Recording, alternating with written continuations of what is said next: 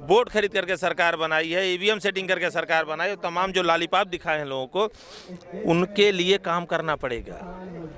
अगर ये नहीं करेंगे तो वो लोग इनको ठोकेंगे जिन्होंने नोट दिया है, और अगर ये नोट वालों के पक्ष में जाते हैं तो ये लोग ठोकेंगे जिन्होंने वोट दिया है। तो सरकार दोनों तरफ धर्म संकट में फंस गई है। अब ये काला कानून वापस लेना है, काला कानून तो उसको वापस लेना है, और वापस अगर नहीं लगा, धोती चीर करके जो वो उगालता है ना, उसको पत्ता, नरेंद्र मोदी को पत्ता साफ करने के लिए ये हमारा किसान जो सबसे अहम भूमिका निभा रहा है।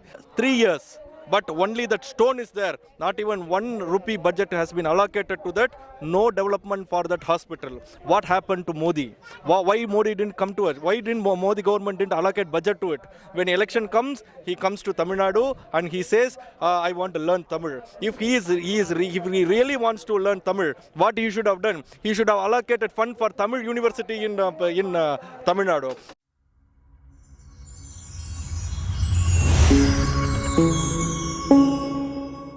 गाजीपुर पर जिस तरीके से कंटिन्यूअस धरना प्रदर्शन चल रहा है, इस तरीके से पूरे मध्य प्रदेश के अंदर, पूरे हिंदुस्तान के अंदर अलग अलग कोनों में किसान महापंचायतें आयोजित हो रही हैं। किसानों का धरना प्रदर्शन जारी है और बड़ी तेजी के साथ ये आंदोलन पूरे देश में फैल रहा है। क्या इतना तेजी से जब धरना फैल रहा है तो क्यों नहीं सरकार बातें सुन रही है? देखिए, सरकार की बात न सुनने के पीछे 2 कारण हैं।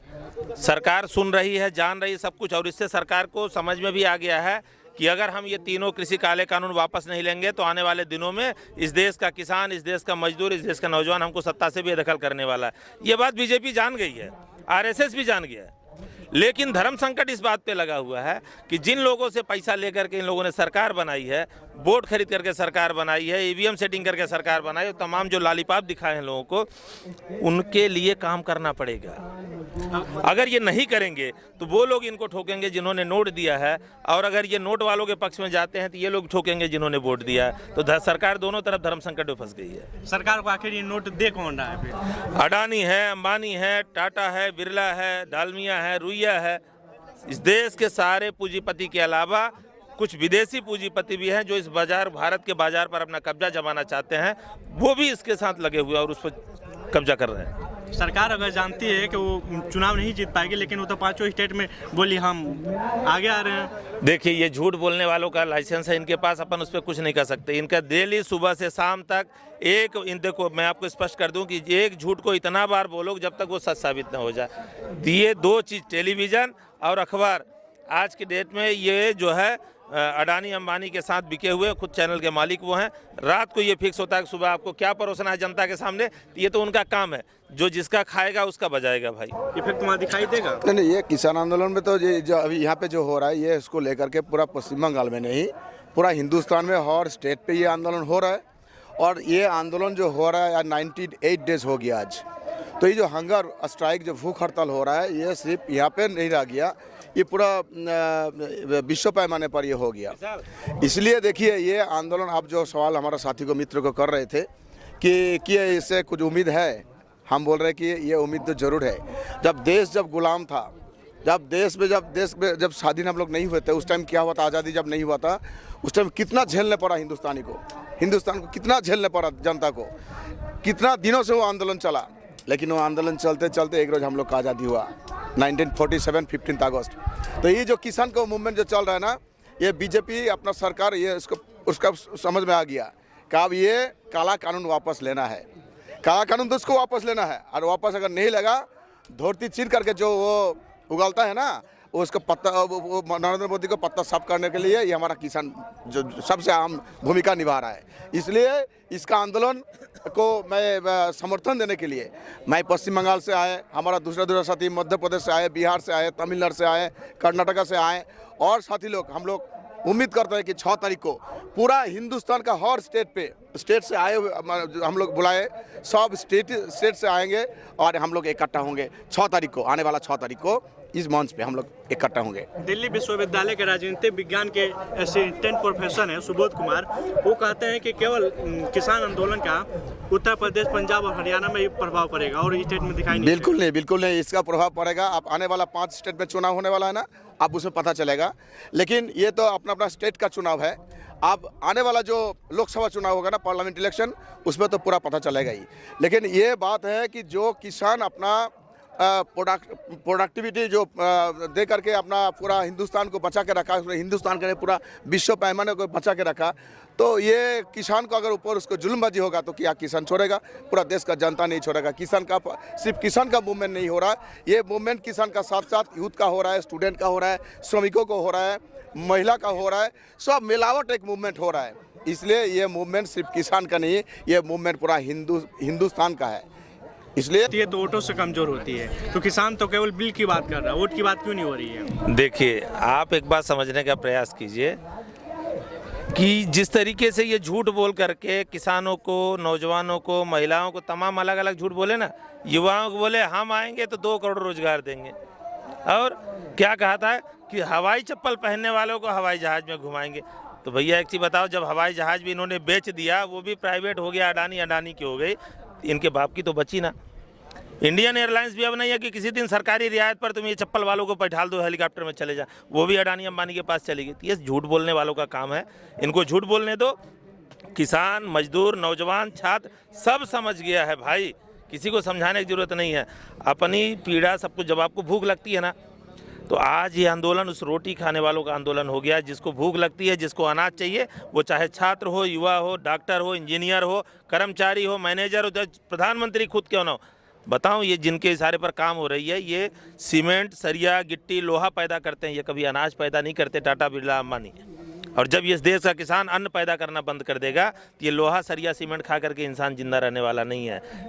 अगर ये बीजेपी झूठ ही बोल रही है तो 2014 के बाद 2019 में भी कैसे फुल बहुमत के साथ आ गई? देखो, एक चीज़ बताएं आपको ना, इनके अलग अलग टाइम पर अलग अलग एजेंडा थे। 2014 में इन्होंने हिंदू मुसलमान के नाम पर खूब करके वोट लिया, मंदिर वहीं बनाएंगे, समय नहीं बताएंगे। फिर इन्होंने कहा है कि अभी NRC कराएंगे, CA कराएंगे, मुसलमानों को इस देश से भगाएंगे, बहुत सारा चीज़ करके वोटों का ध्रुवीकरण करके वोट लिए हैं। कितना % वोट मिला? आज मेजोरिटी की सरकार है, पूर्ण बहुमत की सरकार है आपकी बीजेपी की, पूरे देश का कितना % वोट मिला इनको?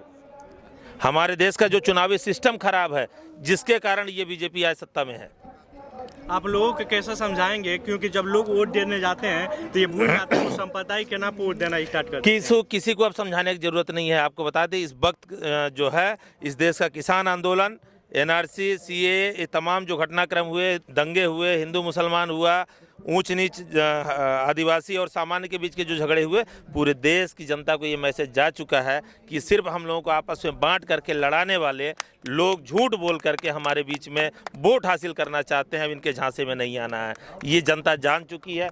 किसान भी, नौजवान भी, महिला भी, मजदूर भी, सब जान चुके हैं। किसी को बता, मोदी जी खूब झूठ बोल रहे हैं, बड़े अच्छे झूठ बोले, लेकिन एक समय था कि झूठ बोलने की एक सीमा होती है। आप इतना झूठ बोल चुके हो कि इस देश की जनता ही नहीं बल्कि विदेशों में भी आपके नाम के कार्टून छपने लगे हैं। मेरी आपसे गुजारिश है कि आप ये बात इस देश के नौजवानों को, महिलाओं को, किसानों को, कर्मचारियों को समझाएंगे कि आने वाले दिन में भविष्य आपके हाथ में है।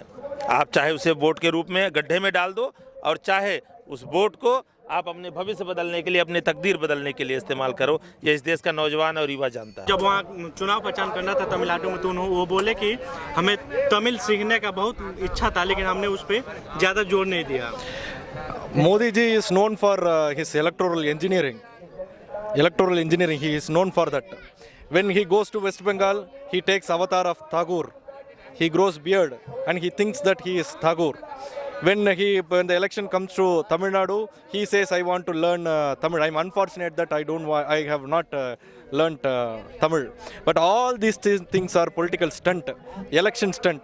All these days, this Modi ji didn't come to Tamil Nadu. Last, when he came to Tamil Nadu, he laid a foundation stone for AIIMS at Madurai, AIIMS hospital at Madurai. It is more than 3 years. But only that stone is there. Not even 1 rupee budget has been allocated to that. No development for that hospital. What happened to Modi? Why Modi didn't come to us? Why didn't Modi government didn't allocate budget to it? When election comes, he comes to Tamil Nadu and he says, I want to learn Tamil. If he really wants to learn Tamil, what he should have done? He should have allocated fund for Tamil University in Tamil Nadu. Instead, he is promoting Sanskrit. Only 25,000 people in the country speaks Sanskrit, but he is spending money to promote Sanskrit, lakhs and lakhs of money, crores and crores of money, but not even 1 rupee has been allocated for the development of any language like Tamil or Kannada or Telugu or any other South Indian languages. Modi is known for telling lies. He told lies. I will generate 2 crore jobs every year if I come to power. He failed in that. He said, I will give 15 lakh rupees in every account by bringing back all the black money from foreign countries. He didn't do that. He said, when I come to power, all the petrol diesel prices will come down, but it is a historical price hike in the petrol and diesel. The LPG in last 2 months, 125 rupees price hike in LPG. How a common man should live in India. And on the other side, the subsidy for LPG has been reduced. So what this Modi ji is saying, he never promised, he never fulfilled any of his promise. Similarly, now he is coming to Tamil Nadu. He says, I will do that, I will do this, I want to learn Tamil. And he toppled the government in Pondicherry. In Puducherry Union Territory, the government was toppled with the help of Lieutenant Governor, with the help of money and muscle power. People of Tamil Nadu, people of Pondicherry, people of Kerala, people of West Bengal, and people of Assam who are affected by CA and NRC, they are going to reject Modi. They are going to throw BJP in dustbin, and the 2024 Lok Sabha election is going to be one-sided. All the opposition parties should join together to defeat Modi, and this is the right time, and it starts from this place, Ghazipur border. Okay, thank you. Thank you.